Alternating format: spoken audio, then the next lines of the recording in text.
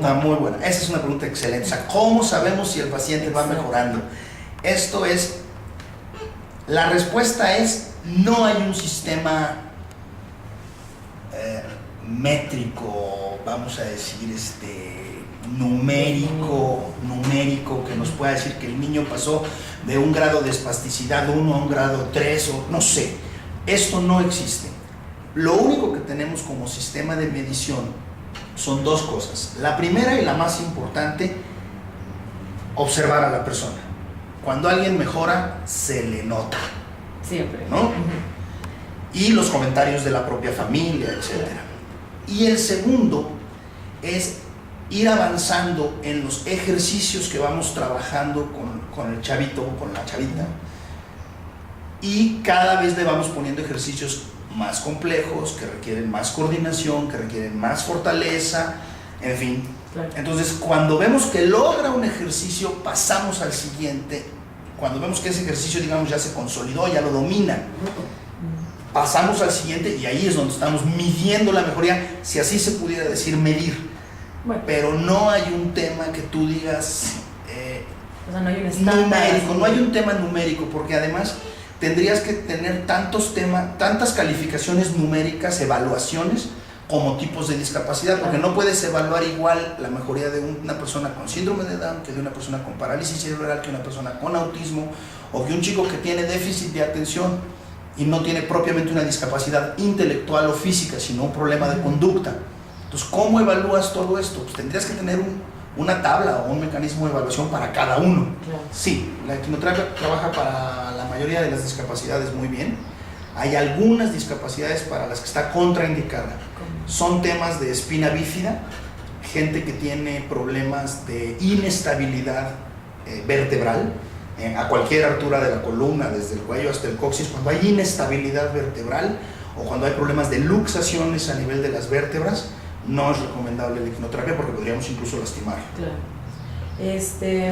Bueno, vamos a ir contra dos con las que se identifica fácilmente. Una contra la fisioterapia, es decir, aquellas terapias que están muy destinadas a aspectos musculares, físicos, de motricidad, etc. En este sentido, la equinoterapia es muchísimo más eficiente por el tema que te platicaba hace rato del movimiento tridimensional y del calor del caballo. No hay ninguna máquina que pueda reproducir esto. Entonces, por más que trabajemos con pelotas y ejercicios y todas estas cosas que tienen su utilidad, nunca vamos a lograr esto, excepto con la equinoterapia. Particularmente el patrón de marcha. ¿Sí sabes lo que es el patrón de marcha? Es decir, cuando nosotros caminamos, no caminamos con las puras piernas. Cuando caminamos, movemos absolutamente todo el cuerpo. Se mueven la cabeza, los hombros, los brazos, la cintura, la pelvis, todo. Y ese patrón de marcha arriba del caballo se reproduce de manera perfecta. Tú cuando vas sentado en un caballo es como si fueras caminando. El movimiento que tú recibes por la pelvis de entre las piernas es como si fueras caminando. Entonces, ningún otro aparato podría reproducir esto. Y ese patrón de marcha tiene muchos beneficios a nivel de irrigación, etc. Y fortaleza muscular, todo, coordinación, tiene muchísimos beneficios. Entonces, eso es, digamos, contra la fisioterapia tradicional. Ahora, vamos contra otras terapias que son más quizá modernas o muy atractivas o muy llamativas y que son con animales, como puede ser la delfinoterapia. Claro. Y la equinoterapia tiene ventajas enormes contra la delfinoterapia. Para empezar, la facilidad de hacerla, porque para hacer equinoterapia pues necesitas un terreno de dimensiones más o menos grandes, pero no enormes. Con una cancha de fútbol tiene suficiente, o con la mitad de una cancha de fútbol tiene suficiente, y un caballo. Para un delfinoterapia pues necesitas toda una instalación donde puedas mantener a los delfines. Por el otro lado, la equinoterapia ya no está en fase de investigación de a ver si funciona. La equinoterapia está totalmente probada en Estados Unidos, en Europa, en México. Vamos, es una técnica terapéutica funcionando ya, reconocida. La equinoterapia está en fase de investigación. Ojalá que tengan la razón y digan que hace todas las maravillas que dicen que hace. Ajá, claro. Pero está en fase de investigación. Y en tercero es el costo. La equinoterapia, aun cuando es muy cara de operar, es infinitamente más barata que la delfinoterapia. Y esto repercute con la continuidad que le puede dar la familia. Ninguna terapia funciona si no le das continuidad, ninguna. Porque nada es mágico, todo requiere una constancia, de un trabajo. La quimioterapia, nosotros en el CERLA la cobramos a 950 pesos al mes, por 2 sesiones a la semana, lo que le da un costo como de 112 pesos, algo así, por sesión. Pero ese es parte del objetivo de la organización, que sea muy accesible. Y la delfinoterapia, hasta donde yo entiendo, cuesta algo así como 13,000 pesos un programa de 15 sesiones. En un mes, un día sí, un día no, algo así. Entonces, pues, ¿qué presupuesto aguanta que un niño tome delfinoterapia un año? Claro. ¿No? Sí, claro. ¿No? Totalmente. Entonces, yo le veo estas cuestiones por las que la quimioterapia es muy única, tiene muchas ventajas y por lo mismo se ha extendido de manera muy importante. Nosotros tenemos un grupo con el que hacemos exhibiciones y concursos, etcétera, con los niños con discapacidad, y que son los centros que yo te podría, vamos a decir, recomendar, porque sé que trabajan bien. En Ocoyoacac, en el Estado de México, ahí camino a Toluca, está Rancho Madero Viejo. En Iztapalapa está Mario Migoya, no me acuerdo exactamente cómo se llama su centro. En el Hípico de la Ciudad de México está Carmen Becerra. En el Club Hípico La Joya, ahí por arriba de la Avenida del Conscripto, está ahí en el Hípico La Joya, hay otro centro de quimioterapia. Esos 4 aquí en la Ciudad de México pienso que son recomendables. Hay uno bueno en Querétaro con Ángel Talamantes. En Cuernavaca está Edith Gross. En fin, sí hay algunos centros de quimioterapia en otros lados del país que funcionan bien. Muchas.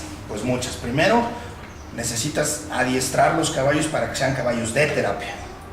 Entonces tú recibes los caballos, en nuestro caso en donación siempre, y los recibes de diferentes orígenes.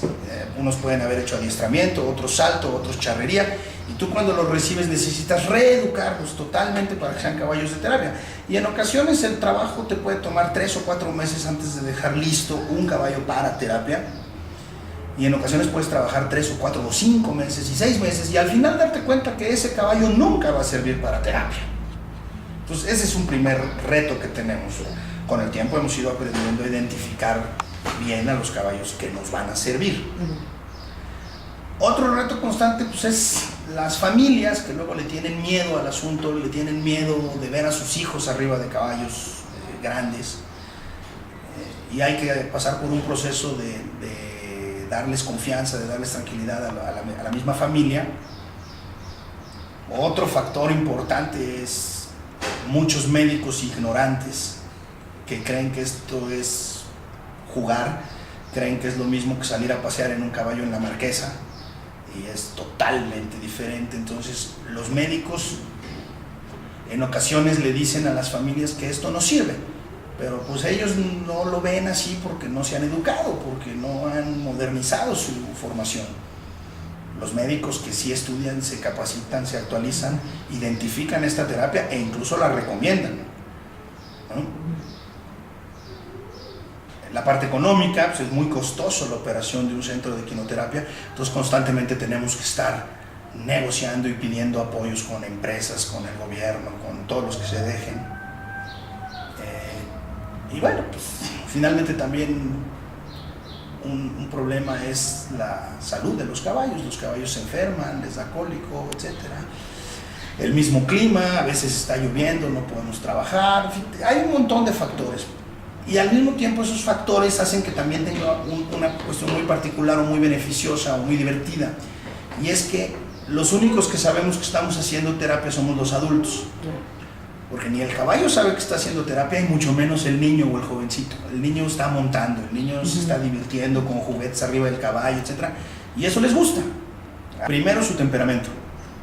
Tiene que ser un caballo muy tranquilo, pero además tiene que dejar de percibir como amenaza muchos factores como los gritos de un niño, los juguetes de colores, pelotas con cascabeles y toda clase de aditamentos que utilizamos durante la terapia. Entonces todos estos factores tiene que dejarlos de percibir como amenazas.